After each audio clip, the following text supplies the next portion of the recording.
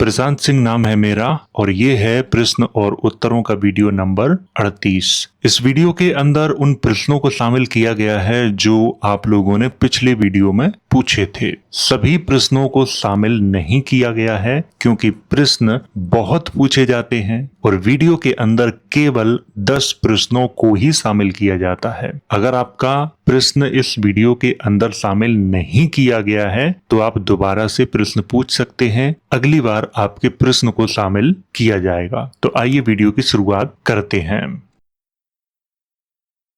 पहला प्रश्न है, नमस्कार सर, 11वीं सदी में जो रामायण की पांडुलिपि मिली है, क्या उसमें वर्तमान में प्रचलित संपूर्ण कहानी है या कुछ हिस्सा है? आज जो कहानी प्रचलित, इस कहानी की सबसे पुरानी पांडुलिपि कब की मिलती है? आपने 2 प्रश्न पूछे हैं। पहला तो जो 11वीं सदी की रामायण की पांडुलिपियां हैं उनमें जो कहानी मिलती है और वर्तमान समय की जो रामायण है उसमें जो कहानी मिलती है, क्या दोनों एक जैसी है? दोनों एक जैसी नहीं है क्योंकि बड़ौदा के ओरिएंटल इंस्टीट्यूट के द्वारा रामायण के क्रिटिकल एडिशन में लगभग 18,656 या कुछ जगहों पर 18,670 श्लोकों की चर्चा की गई है, लेकिन वर्तमान की जो रामायण है उसमें 24,000 के आसपास श्लोक हैं। तो वाकई जो श्लोकों की संख्या है उसमें वृद्धि हुई है बड़े पैमाने पर। सबसे मुख्य जो अंतर है वो यही है। वैसे तो और भी अंतर हैं, लेकिन मुख्य अंतर मैं यही आपको बता रहा हूं। आगे आपने पूछा है, आज जो कहानी प्रचलित है इसकी सबसे पुरानी पांडुलिपि कब की मिलती है? तो इसकी प्राचीन पांडुलिपि 11वीं सदी की मिलती है,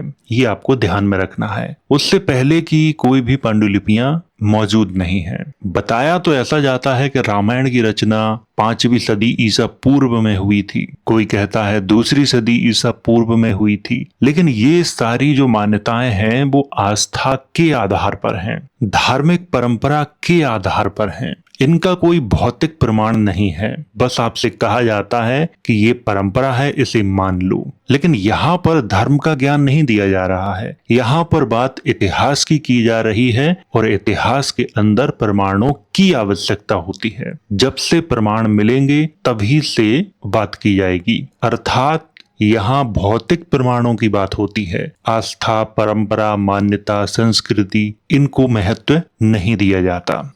अगला प्रश्न है, सर एक वीडियो संस्कृत भाषा के विकास पर बनाएं ताकि ग्रंथों की डेटिंग भाषा विज्ञान के तरीके से भी हो सके। संस्कृत पर मैंने कई वीडियो पहले ही बनाए हैं, लेकिन बहुत जल्द एक वीडियो और ला रहा हूं जिसमें एक एक तथ्य को आपके सामने रखने वाला हूं। यहां तक कि एक एक शब्द को जो प्राकृत का है वो संस्कृत में कैसे परिवर्तित हुआ ये आपको बताने वाला हूं। क्योंकि आजकल लोगों ने मान्यता को इतिहास समझ लिया है और मैं कई बार ये कहता हूं, मान्यताएं इतिहास नहीं होती हैं, मान्यताएं आस्था और जनश्रुतियों पर आधारित होती हैं। अब जो चीज आस्था और जनश्रुतियों पर आधारित है वो आपकी नजर में इतिहास हो सकती है, लेकिन मेरी नजर में नहीं, और ना ही इतिहासकारों की नजर में वो इतिहास होगी। अगर इतिहासकार सही है तो, अगर इतिहासकार भी धार्मिक है तो वो भी उसे इतिहास ही मानेगा, वो उसका व्यक्तिगत मत है, लेकिन सार्वजनिक रूप से ये स्वीकार नहीं किया जाता है। ग्रंथों की डेटिंग के बारे में पता करना है तो इसका सरल तरीका मैं आपको बताता हूं। आप लिपियों का अध्ययन करो।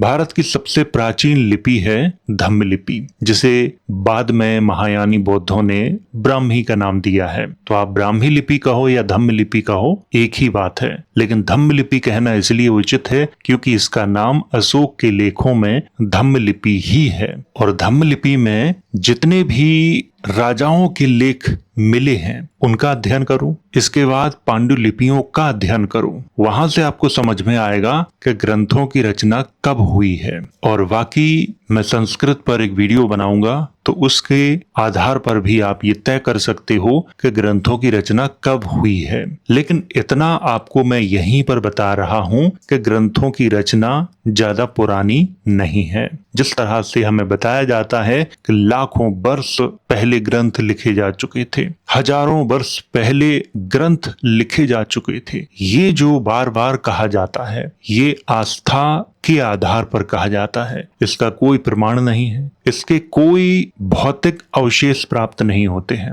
ये बात आपको ध्यान में रखनी है। अगला वीडियो है सर, हमारे यहाँ करेडी माता मंदिर, तराना, जिला उज्जैन में मेरे दादाजी ने मंदिर के पीछे कुछ निर्माण करवाने के लिए खुदाई करवाई थी, जिसमें भगवान बुद्ध और साथ में कुछ अजीब प्रकार के नाग की मूर्तियां प्राप्त हुई हैं, परंतु वहां के पंडितों ने उन पर सिंदूर की पुताई करवा दी है और उन्हें भैरव बाबा मानते हैं। कृपया इनका ऐतिहासिक विश्लेषण करके बताएं कि यह किससे संबंधित हैं। मैं आपको उनके पिक सेंड कर सकता हूं।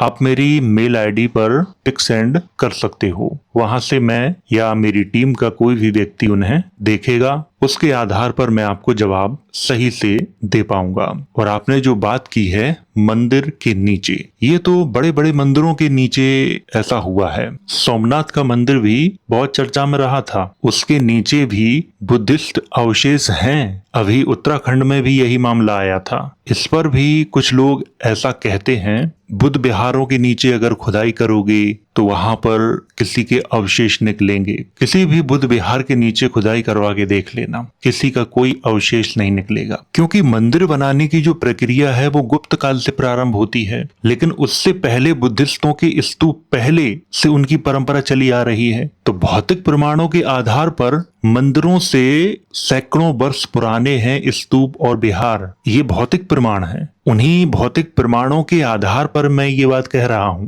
लेकिन कुछ मंदिरों के संबंध में ये कहा जाता है कि ये 5000 वर्ष पुराना है, ये 20,000 वर्ष पुराना है। ये सब आस्था के आधार पर कहा जाता है। इतिहास के आधार पर सब जानते हैं कि मंदिरों का जो निर्माण है वो गुप्त काल से प्रारंभ होता है। उससे पहले मंदिरों की चर्चा दिखाई नहीं देती है।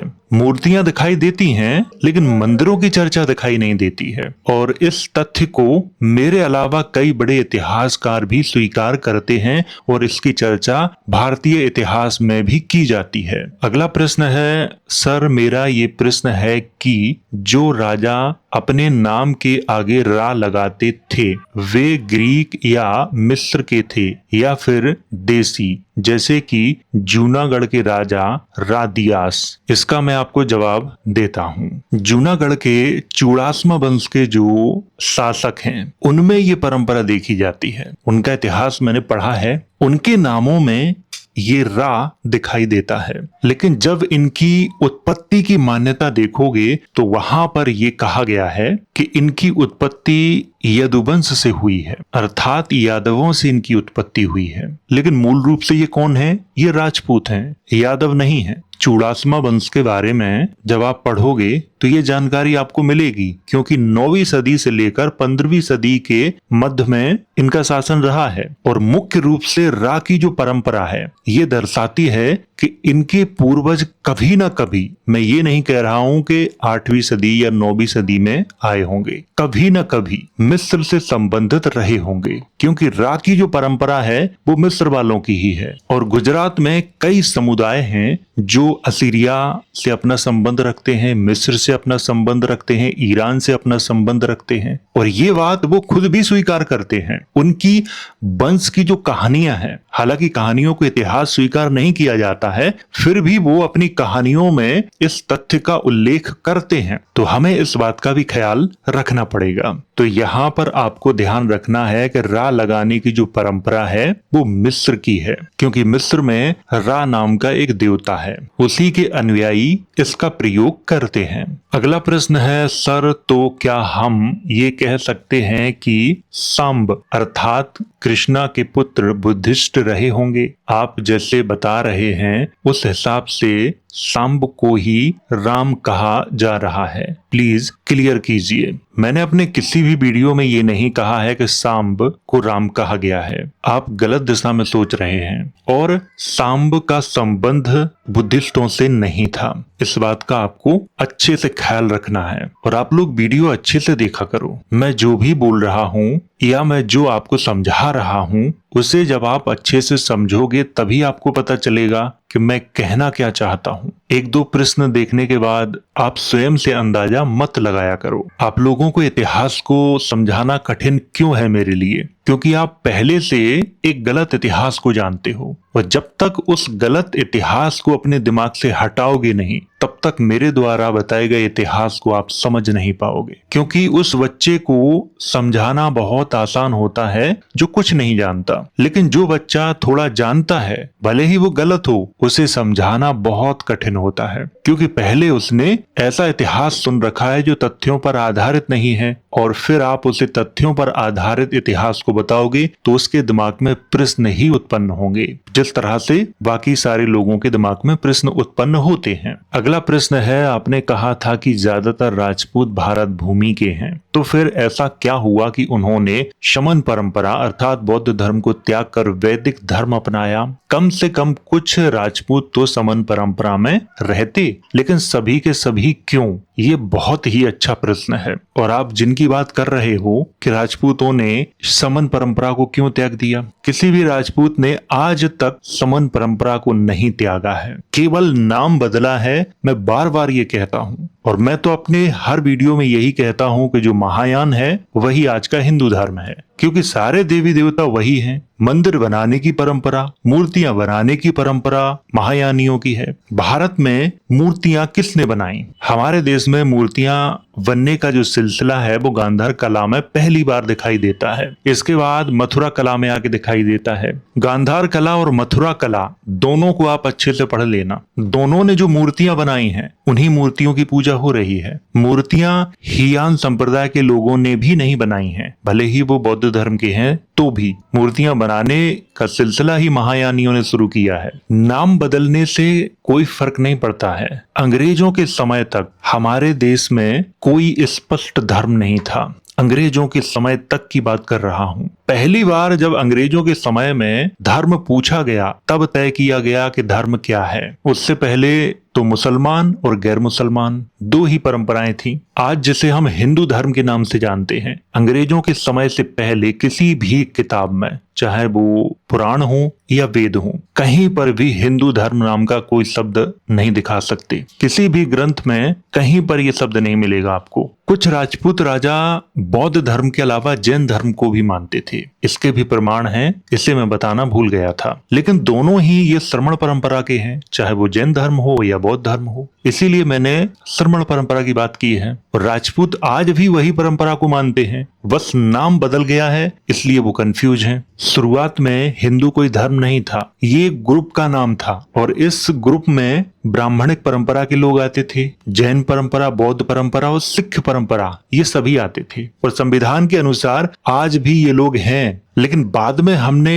हिंदू शब्द को धर्म का रूप दिया है। तो इस विषय पर अगर बात की जाए तो बात बड़ी लंबी हो सकती है। ये एक प्रश्न और उत्तरों का वीडियो है, तो यहाँ पर बहुत लंबी बात करने की मेरे पास इजाजत नहीं है। अगला प्रश्न है, गूगल के अनुसार कृष्णा एंड जाम्बती के पुत्र सांबा ने मुल्तान के सूर्य मंदिर बनवाया था, क्या ये सच है? और जैसा आपने बताया, ब्राह्मण धर्म के राम ने ही सूर्य मंदिर बनवाया था। अगर आप ये मानते हो कि श्री कृष्ण के पुत्र सांब ने मुल्तान के सूर्य मंदिर का निर्माण करवाया था, मैं आपके ही बातों को रख रहा हूं। तो परंपरा कहती है कि श्री कृष्ण का जो समय था वो कब था? 5000 ईसा पूर्व में मानते हैं। ये परंपरा मानती है, इतिहास नहीं मानता। तो भारत में 5000 ईसा पूर्व में कोई मंदिर नहीं बनता था, न कोई मूर्ति बनती थी। क्योंकि ये बात हड़प्पा सभ्यता से पहले आप कर रहे हो। हड़प्पा सभ्यता से पहले की कोई ऐसी मूर्ति प्राप्त नहीं हुई है जो 5000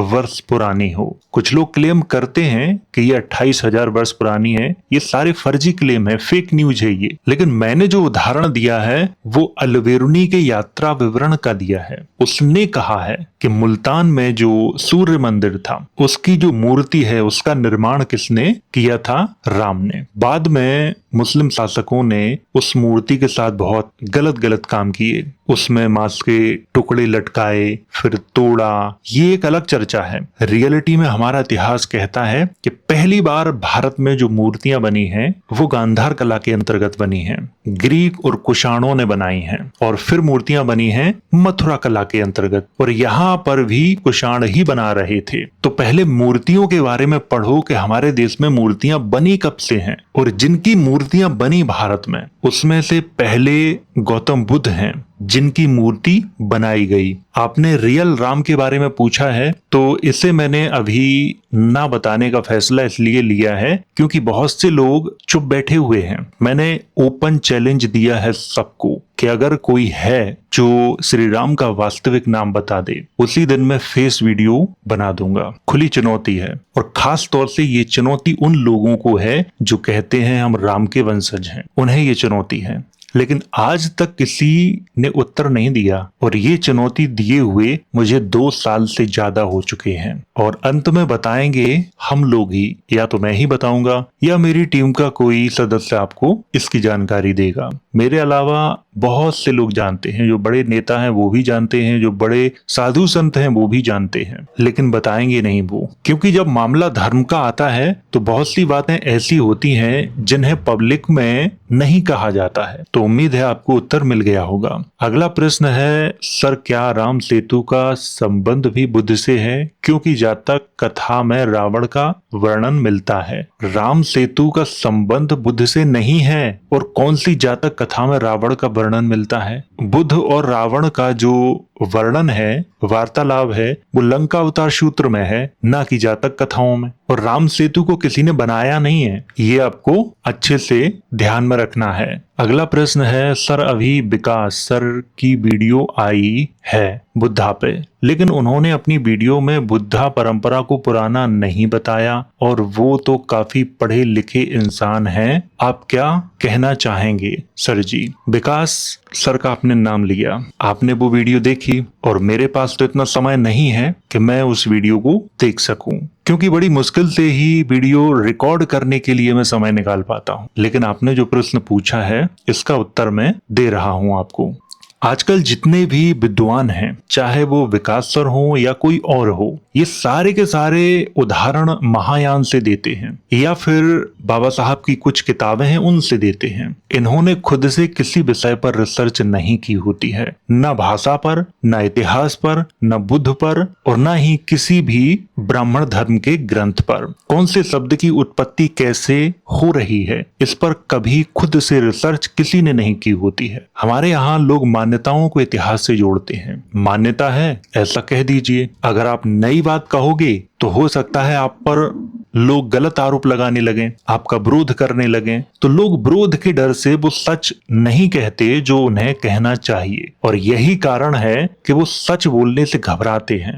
इससे ज्यादा मैं कुछ नहीं कहना चाहूंगा, क्योंकि ये प्रश्न और उत्तरों का वीडियो है, तो यहाँ ज्यादा बात करना उचित नहीं है। अगला प्रश्न है, सर संत शंबुक की हत्या का उल्लेख क्या वाल्मीकि रामायण और दशरथ जातक कथा में है? कृपया बताने का कष्ट करें।